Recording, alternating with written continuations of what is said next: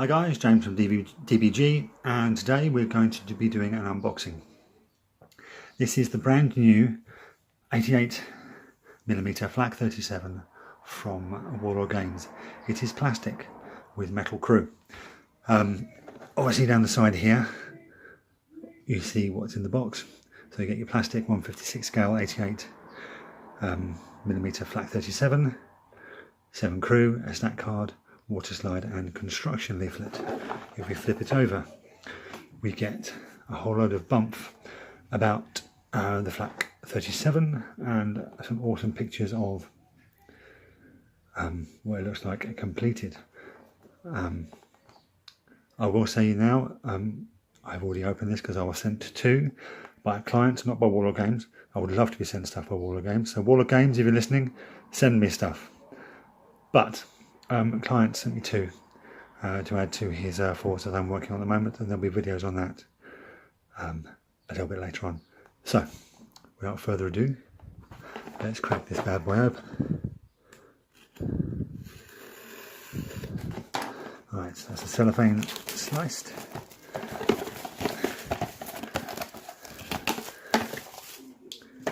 So, in the box you will find a plastic bag with 2 sprues in it. The advert, the instruction leaflet, a blister pack with your crew in, and last but not least, the snack cards.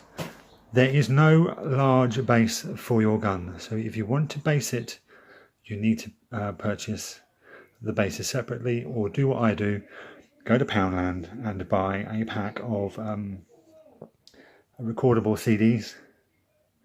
I think it's 5 for £1, and that's 5 bases for large guns for £1, which you can't snip at. So, get rid of the adverts.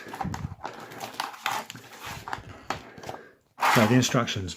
At the front you get some more blurb about the Flak 88.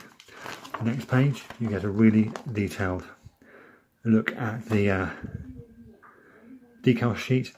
I will say, even though it has Africa Corps markings to the side of the helmets there, when you look at the crew, it could be quite hard to paint them as Africa Corps because they're clearly a 1939 to 1941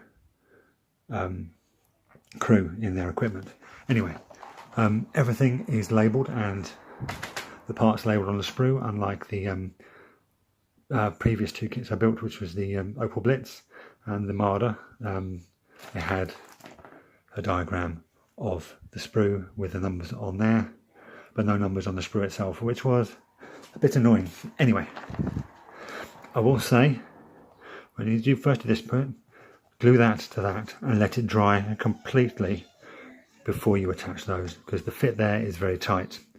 Also here, you're going to need very careful. You're going to need tweezers and you're going to need a lot of patience. If you've got sausage fingers like me, you may swear a bit, but that's fine. It's all good in the end. Next page. This part here will also make you swear a bit, because you've got to keep all that together while you're gluing the parts there and there. I recommend the patience and doing it slowly and one bit at a time. These bits here, I recommend tweezers, and again, the seat area, you stick it in, let it dry completely before you do anything else. And the same for this bit here. I would build this as I'm going, but I don't have the ability to do that with my setup at the moment, so unfortunately I can't do that. But all these little parts, I recommend tweezers. That part there, number 8, looks absolutely nothing like that because of the angle it's drawn at. Again, let that dry completely before you stick anything else on it. This is all self-explanatory. These tiny bits here, numbers 11, let them dry completely before you stick the wheels onto it. And this is all very self-explanatory, but I will say, these bits here, you will need tweezers and you will need patience. They will make you angry. And there's a picture of the painted crew, and as you can see, They're clearly early war German uniforms.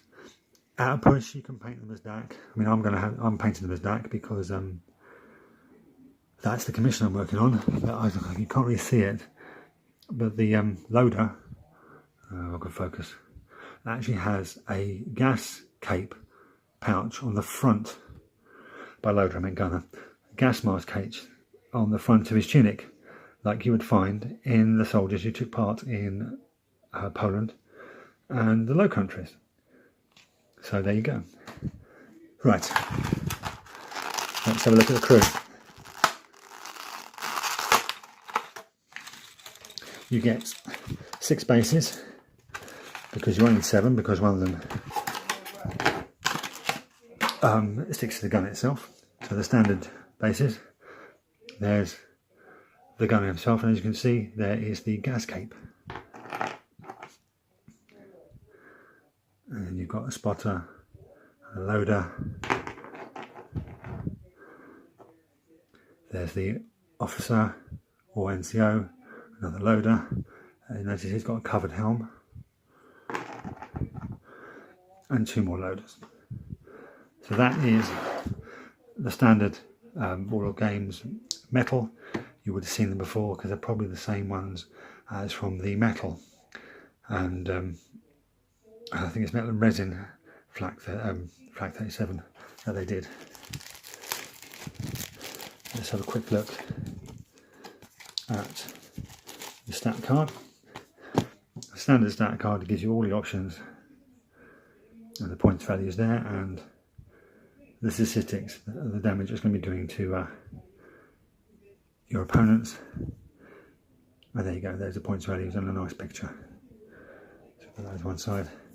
Here is the decal sheet. As I said before, everything's really nicely printed, but you'll be hard pressed to use the DAC symbol. Now we're on to the sprues themselves.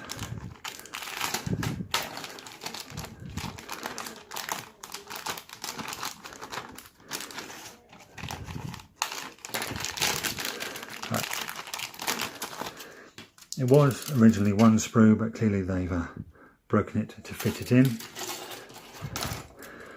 Now, you can see the detail on this is absolutely amazing. This one is slightly better than the one I've already had a look at.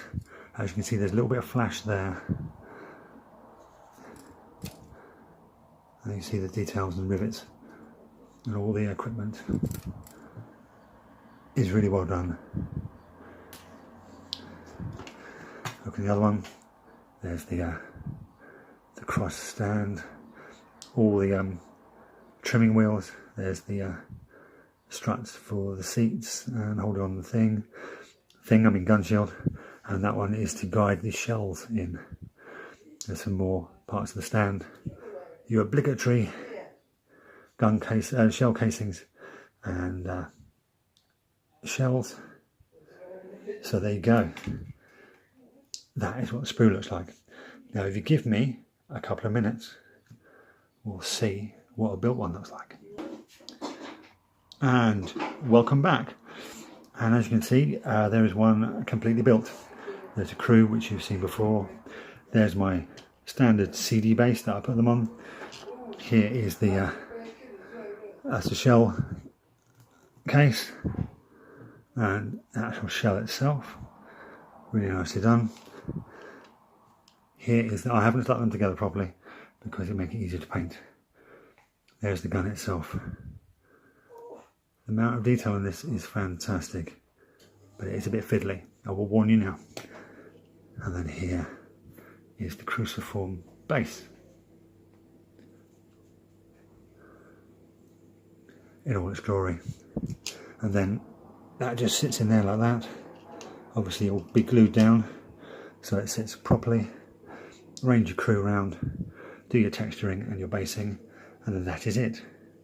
So there you go guys, that is the Warlord Games Flak 37 88mm dual purpose gun. I would heartily recommend this kit. It is, the plastic side of things is a bit fiddly. The metal side of things I think are a touch limited if you want to do the whole areas that this gun was employed, specifically Africa. If you're doing Italy or Northwest Europe or Russia, you're fine. These crew figures are fine. But if you're doing DAC, I'm not sure how well these will look once I paint them as DAC, but we'll find out because they are going to be painted as DAC. Excuse me. So there you go, guys. That is the unboxing done. Like and subscribe to all the YouTube stuff. Check out the 1000 subscriber 3-year anniversary giveaway. And as usual, thanks for watching, and I'll catch you next time.